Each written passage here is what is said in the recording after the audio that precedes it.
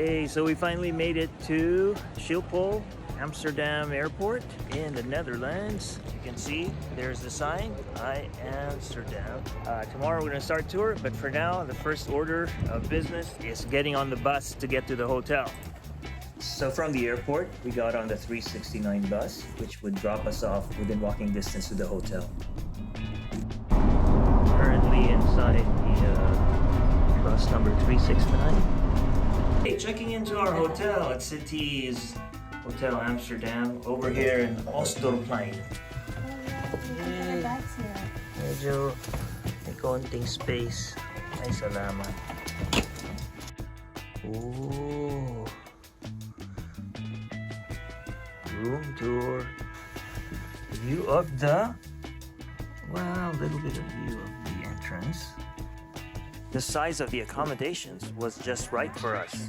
It was comfortable, and we were only one tram ride away from downtown. We are at Oosterplein. This is the center square.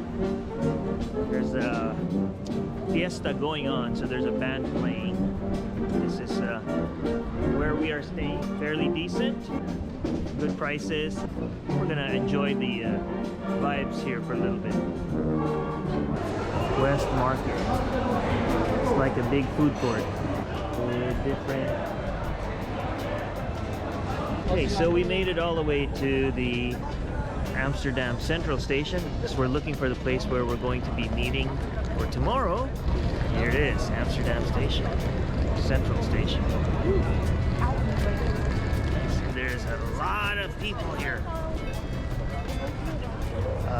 This is where all the trains converge, and if you're coming from out of town, this is where you end up.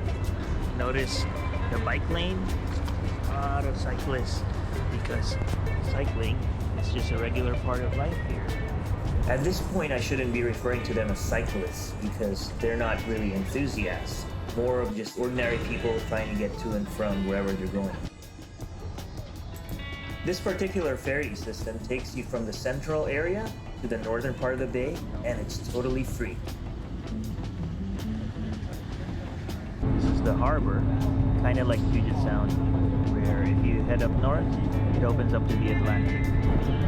Okay, so we took the ferry ride across the strait from the central station. Now we're right here, Adam Tower, the Eye Museum. We're not sure if we're gonna go in there.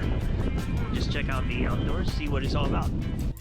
So from what I understand, and I'm not a history specialist, but there used to be North and South Holland, but now there is no more Holland. There is just the Netherlands. Okay, so this is the parking lot for bikes right beside the central station. Of course, this is where everybody gets off, takes the train, everything, leaves their bikes here. As you can see, it's just a regular part of life. Would that this thing happens in the States, it would never happen. One can dream. This was about 4 p.m. on a Saturday. We just decided to take a walk behind all the old buildings, through the alleys. As you can see, the main street was filled with people, just milling about, walking. It's pretty hard to get used to these kinds of crowds anymore after 2 years of being isolated. Okay, so we have arrived at the Grand Place. This is the big square where all the tourists go. There is no such thing as pandemic here. This is the Grand Palace behind me. Under construction. Amazing buildings all around. There's an amazing tram system we were on earlier. So we're just going to take a walk here, see where we can find a restroom.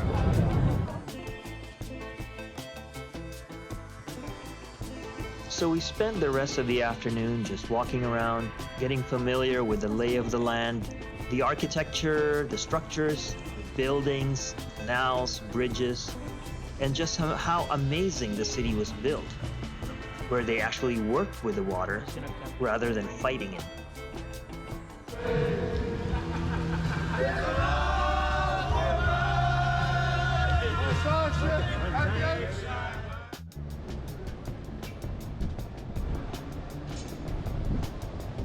That's the Anne Frank Museum in the background. We weren't able to get in because it's fully booked weeks in advance, so we just went around the area and took pictures of this church that had some significance to its history. And that's the end of day one.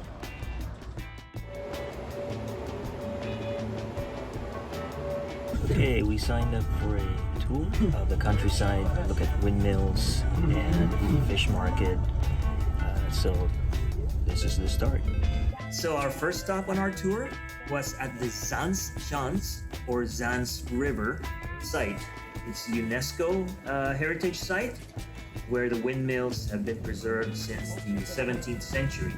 We learned about how the windmills contributed to the rise of Dutch power during the Industrial Revolution, even before the steam engine.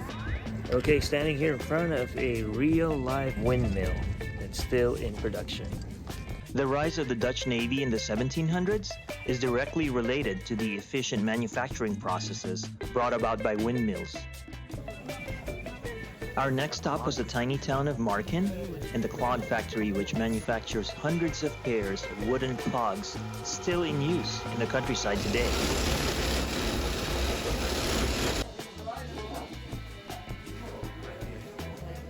We took a boat ride out of Marken towards Volendam, a tiny idyllic town across the bay, where we watched a demo of how Gouda cheese and stroopwafels were made. So after a really long boat ride from Marken, we have landed in the town of Volendam.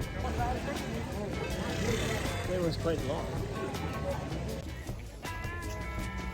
Thick parts, those curds, we press them into these molds together with a stamp. So this is one of the dishes that you're supposed to try while you're in Amsterdam. Raw herring. So here we go. At first the herring tasted weird, but then I got to thinking, this is just like sashimi. Well, if you like sushi, sashimi, it's just like sashimi. Especially if it's fresh. Good. Nowadays, we bake it in this very handy small iron. The tour was worth it. To be able to visit 3 cities in a day and just partake of a little bit of highlights was adventure enough for us. This is the bus we took. We were comfortable and we were able to get a good view of the journey. When we got back to the city, we decided to take the canal cruise. It was well worth it to see the city from a different angle, that is, at the water level. During the cruise, 3 recordings would play, one in English, one in French, and one in German. The recordings would describe the highlights of the areas we were passing through, and it was quite interesting. These are things that we would never have found out if we had just walked around the city. For instance, these cruise ships actually could take you all the way to Switzerland on the river.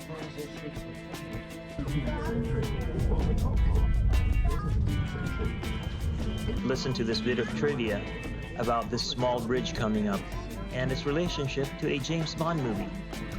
Yes, and that bridge also appears in a James Bond movie, Diamonds Are Forever.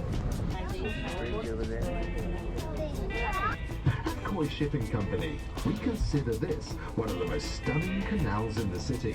Check out the narrowest building in Amsterdam. The owner was trying to avoid taxes. Here we are at the Rijksmuseum. The museum park here. The Van Gogh Museum all the way over there on the other side.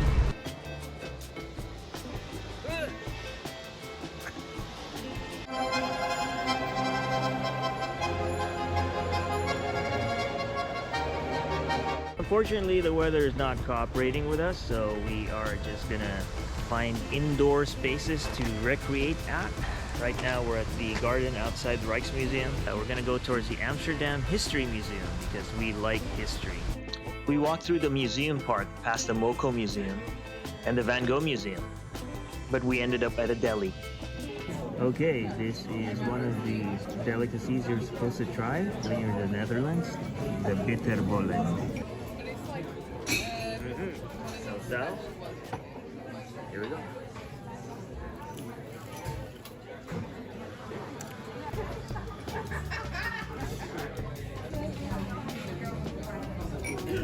It's okay. Nothing spectacular, but bitterballen.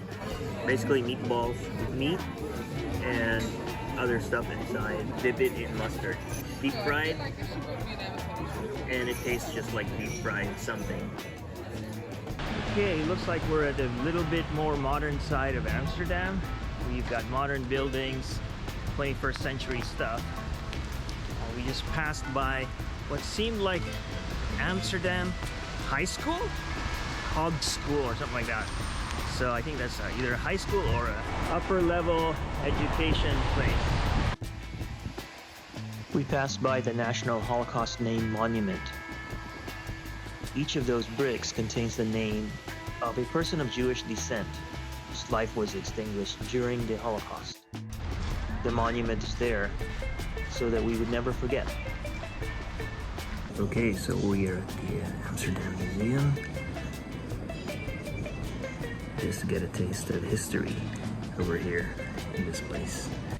We love the way the museum was laid out, but at first we couldn't understand why some of the displays were so high up. Turned out there was a second floor balcony, so you can view them from a higher floor elevation.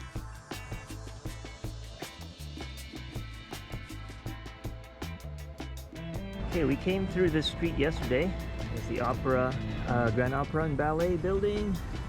This is supposed to be one of those iconic bridges. It's old, still lots of riders here. Across the iconic bridge. I have to do some research on what this bridge signifies, but it's a small bridge, narrow bridge. One of only two. The other one is over there. Yeah, over there, where we came from.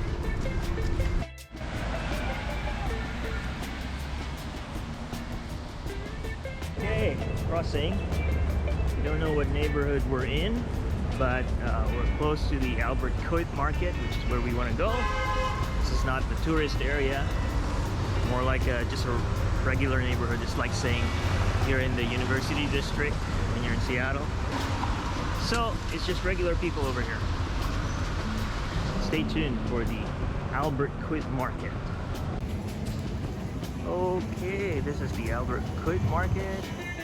So from what we read, this place is supposed to be filled with good bargains and good deals, kind of like going to a flea market. The fact that it was about 4 p.m. on a rainy day maybe was a reason why there wasn't a whole lot of shops still open, but there were still some good deals to be found. Albert Kuip market is kind of like Divisoria, or the Fremont flea market. They're about to close, but we can still find a few deals here and there. Of course, the food trucks are everywhere. Good places to get some food. Look at this. Okay, we're here at Sloterdijk station in Amsterdam, waiting for the bus that goes to Brussels. It's supposed to be here at 11 o'clock, and it's now, 11:06. I guess this Flixbus isn't really famous for being on time. There's a lot of people here waiting with us. Hopefully we're in the right place. We asked around, and yeah, this is supposed to be the right place. So let's see what time it actually arrives. Amsterdam is a unique city, and not just because of all those bikes and all those tall people. We were glad to have been able to do a visit and learn more about the Dutch during our stay here. Thanks a lot, Amsterdam.